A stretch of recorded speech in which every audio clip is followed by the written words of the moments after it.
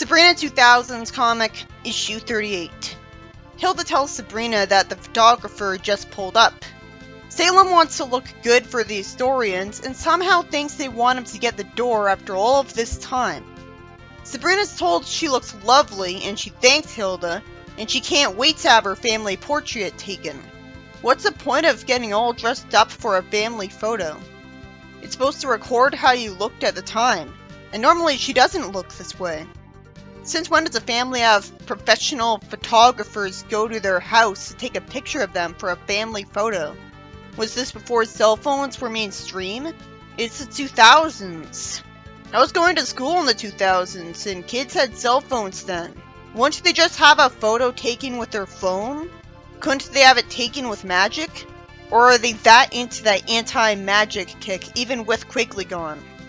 For some reason, something weird happens after their photo gets taken, and all of the witches in the room are aware of it. They're all sent to the time stream. I hate that it's all in one panel. This is awful to look at. It's impossible to take seriously. And the photographers were Enchantra and Della in disguise. And Della asks why Enchantra didn't simply send them without doing all of this. If the writer thought this, why did he write it anyways? It just wasted my time. She says she needs to watch Elias, whatever that is. And there's a situation that needs attention during Sabrina's teenage years, as opposed to the most powerful witch handling it herself a lot better. Making Sabrina do it instead sounds irresponsible, so she's using it as an excuse to accelerate them forwards in time. But why wouldn't she simply go forwards in time and make the older and more experienced Sabrina handle it? That'd obviously be smarter and not totally forced. Instead, the audience is off-put by how confusing and arbitrary the context is when we see Zelda's excellent new design and Sabrina's off-putting one, which is an uncanny valley because she kinda looks like her 90s self, but has blue eyes for no reason. Why does she have colored-in eyes when no one else does? That looks wrong. There's no advantage to having them be aware of what's going on when accelerated ahead in time. If she did that to them, then nothing they did up to this point would have happened anymore. From everyone else's perspective, the entire Spellman family would have disappeared for years. Or if all she did was age them up, and it's the same year, then they didn't actually get any new experience and nothing happened. So it was pointless. If she could do this, why didn't she age Sabrina up before sending her to fight Repulsa? Salem has a terrible new design that amazingly still doesn't give him his entirely black color scheme. Even though he finally makes sense because he's got no powers. It just makes me ask what took so long. It's so confusing to not explain this in universe. I know the meta reasons. It's to confirm to the sitcom. But Hilda doesn't look like the sitcom Hilda. She's back to orange hair because she looked that way in all of the comics before this. I assume Salem lost his powers because it's a brand new alteration to the rules about how to deal with witches that try to take over the world. But again, what changed her mind? I already saw all of these redesigns because I looked through some of the Betty and Veronica Double Digest issues online trying to find Archie's TV Laugh-Out Sabrina reprints, and found what turned out to be some future stories in this comic. So I already saw the redesigns, and when I first started reading this comic, I never would have imagined I would see this happen in it, because I thought it was just there to be the animated series comic. I'm so glad I changed the status quo because I hate it so much. Now I can go back to Sabrina being allowed to use all the magic she wants, and Spooky and Jem and that bully no longer wasting my time. But it's obviously a baffling missed opportunity to not actually show us the day that Sabrina moved away from Greendale, and the day that Spooky and Jem left their life. Why did their journey through time get interrupted? Della can't pinpoint their source with her computer, and wonders if it's a bug in the system. No excuse for that. There's no believability to them being sent to the caveman days by accident. So I'm not respecting the story as a result.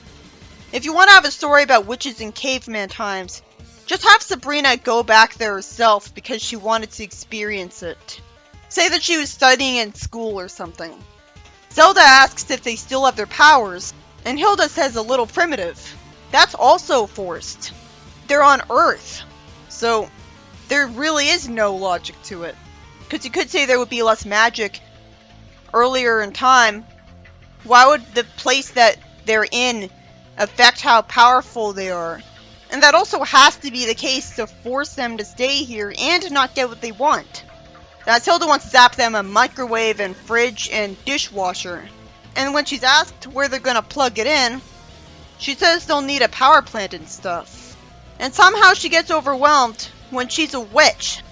So she could easily cast a spell to create everything she wants. They're omnipotent. So if they want to live like modern people, they can. I'm insulted that I'm expected to believe otherwise. Salem gets followed by a saber-toothed tiger, and the three witches all zap it. And conveniently it whimpers and walks away. But they did it in front of cavemen. So the cavemen decide to go after them with weapons. And somehow, these omnipotent witches think they're in trouble. Instead of just instantly casting a spell to make them decide not to bother them, they could at least teleport their weapons away. Della can't send them to the present because she was turned into an insect. Enchantra decides to move her forward in time herself. Why did she turn her into an insect now? Della can't warn her in time that she can't add her power to the mix or it'll cause a surge. And arbitrarily sends the Spellmans into the future. Enchantra's omnipotent. She just instantly warped them to her, just by pointing. We saw the Spellmans warp back to the 60s into Leonardo da Vinci without needing a machine. The double dose of energy caused them to get separated. That also feels arbitrary. This story is stupid. You'd think that if their powers are weaker in the caveman days, as if the source of all magic is weaker or smaller, you'd think they'd be more powerful in a robot bar. So they'd know that and take advantage of that. So they should warp home right away. Sabrina's aunts get flirted with by a short man who gets called a troll. And he reveals he's only part troll. And he calls them witches who have to come with him or they'll be doomed. I guess the reason he knew they were witches was because she called him a troll too easily by force of habit. And he says to follow him because his helmet jams the detector as he's getting alcohol from a robot. Zelda looks at the time and is told somewhere else that it's not safe to be supernatural these days. They were 10 seconds away from being reported to the magic cops. Then it'd be off to the Martian muck mines. So they're gonna be taken underground. No witch would go to the mines. How are they such idiots? I guess the reason they were in trouble was they warped to a bar in front of people. I guess only the trolls saw them. Why would trolls live in a place like this? Why would the magic cops even bother? It's so obvious the witches would just instantly beat any mortal in a fight. Sabrina gets some exposition about history from a tourist data bank. At the end of the Enchantress Wars 1,000 years into the future, this city began to rebuild. Supernatural sensors are everywhere, protecting the population from magical beings. Only witches themselves would be able to make magic sensors. So they must have forced one into it, or bribed her. Apparently Enchantra got really reckless and irresponsible later on. This is the same woman who lectured Sabrina not to run for school president because she's a witch, so it would be too easy for a witch to run a mortal world. What caused her to change? Sabrina gets handcuffed when she didn't even use magic. So then why didn't this happen to her and her aunts instantly after being sent here?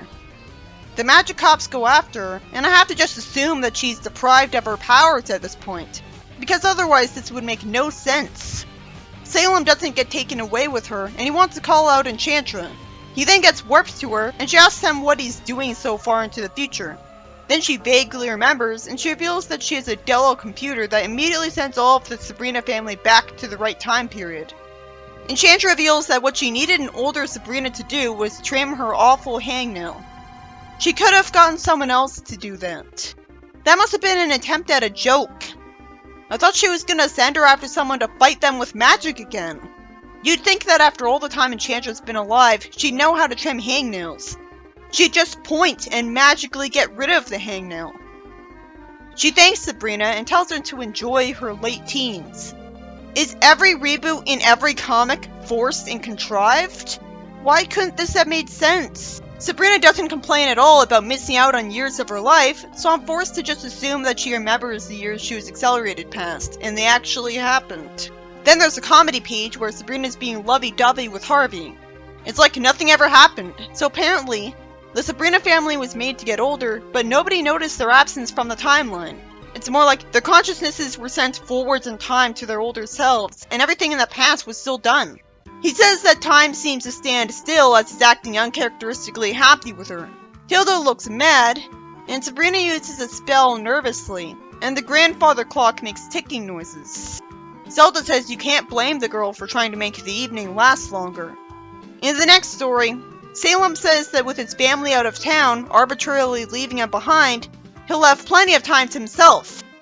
Then a cat he finds beautiful sobs in front of him in the pet shop because she's tired of waiting for someone to adopt her. How is she talking? Why isn't he questioning this? I'm supposed to immediately assume that he can understand cat language because he was turned into one, when of course cats wouldn't be smart enough to have their own language. This is the kind of Salem story that's immediately off-putting, since Salem is supposed to be the only animal who can talk most of the time. And we've already seen so many stories where Salem falls in love with a female cat. She says that seeing him out there reminds her of how sweet freedom must be. He's asked to free her and her friends. She says the door's open. He finally explains in his thoughts that he does know animal languages because he's been turned into a cat. He's had the time to learn all of them. That seems to imply that anyone can learn all of them with enough time. He sees the shop owner and hides. The owner is lonely enough to say goodbye to the pets. He spent some time freeing them, which should have been just one panel. He's surprised that they want to go stay at his place. The girl cat, Princess, flirts with him to get him to agree. Then we see the confusingly human pets arguing over the TV remote. Why are they acting like people when they aren't transformed witches? This story is stupid too. Princess is the most expensive pet in the shop, and she complains that she misses her pillow and thinks his furniture is inferior. Realistically, the animals don't like that there's no food for them in particular to eat, and decide to go back to a place where they'll get 3 square meals a day. I don't think pets get fed 3 times a day. It is a nice surprise that they decide to leave on their own because of a realistic reason, instead of them leaving because the ants came home and got mad at Salem. The story ends with Salem upset that he has to clean up the house because they arbitrarily wrecked it. In the next story, Zelda's sad before a big witch school reunion tonight. You'd think she'd be sad because she knows the witches would just make fun of her for not looking like a stereotypical witch, because she looked like one at the start of the 90s comic. And they reference the 90s comic, so it's canon. Instead, Zelda's sad that she's single. Salem says his social calendar is free, and he has to be just joking because he knows he's a cat. Zelda says that she wants a guy who's handsome, sweet, attentive, and loyal. Hilda says that's a dream date, and Sabrina gets an idea and suspiciously runs upstairs saying she'll be right back. Why is the witch school reunion of Hilda's a century apart from Zelda's? I guess because they were born a century apart from each other. I always assumed they were just a few years apart because they're close enough to live together. Zelda gets given a date with the guy who calls her beautiful, and Sabrina surprisingly outright tells her the truth, that he's her old Ken doll brought to life. She should have expected that Zelda would dismiss this as ridiculous. Then when he flatters her, she changes her mind. He gets the door for her, but I find it hard to appreciate him being nice to her every time, because he's only nice to her because Sabrina made him that way. He doesn't even know who he is yet, let alone who Zelda is. They drive down the cosmic interstate in his car, and it's forced that someone at the reunion calls him a doll when he's a guy. He greets Zelda's friend nicely, impressing him and deciding to get them some punch. Zelda's old friend says that her old boyfriend Wally is here and she bets Ken will be jealous. Then we see a woman with Wally, and Ken instantly recognizes her as a Barbie doll instead of thinking she's just a regular woman and kisses her, when he wasn't programmed by Sabrina's magic to love anyone but Zelda, and somehow their kiss makes them both disappear. Thankfully, instead of this just happening to make them sad in a diabolical ex machina, this just makes Zelda and Wally find each other relatable, because Wally's niece was the one who turned the doll into a person. The doll wouldn't kiss the Ken either. He asks her to dance, and she asks why they ever broke up. Shockingly, the story doesn't go on to explain that. Instead, the story ends with Zelda coming home happily and saying a pun. The first story was really dumb. Enchantress only needed Sabrina's help getting a hangnail trimmed. She would have just done it herself, with magic even. How did she accidentally send them to the caveman days by a glitch in a computer after she sent their minds ahead in time to their older selves. She obviously would have just talked to the older Sabrina without doing that, because she can time travel. Why would the caveman days have their witchcraft be primitive? Why would Enchantra war with the mortal realm when she didn't do that until that point? Mortals would have just had a memory erasing spell cast on them so they'd forget about magic existing. They certainly wouldn't get the chance to make a ton of supernatural sensors and handcuffs that capture witches on sight after an inexcusable delay. Why did Enchantra wait so long to return Sabrina to the 90s comic? It's a very welcome change of pace though. I'm so glad that it had to deal with only a third of the amount of animated series comics that I expected. Even if it is hard to push through these stories regardless, because it's weird seeing Sabrina with blue eyes in this art style. And Salem looks horrible, so it still feels like a dark age of the series. But at least the writing is slightly better. It's about time Salem stopped making me ask why Syl has magic. It's about time the series stopped making me ask why Sabrina's relying on Spooky and Salem for magic. But having Salem lose magic with no in-universe explanation is just insulting and disappointing.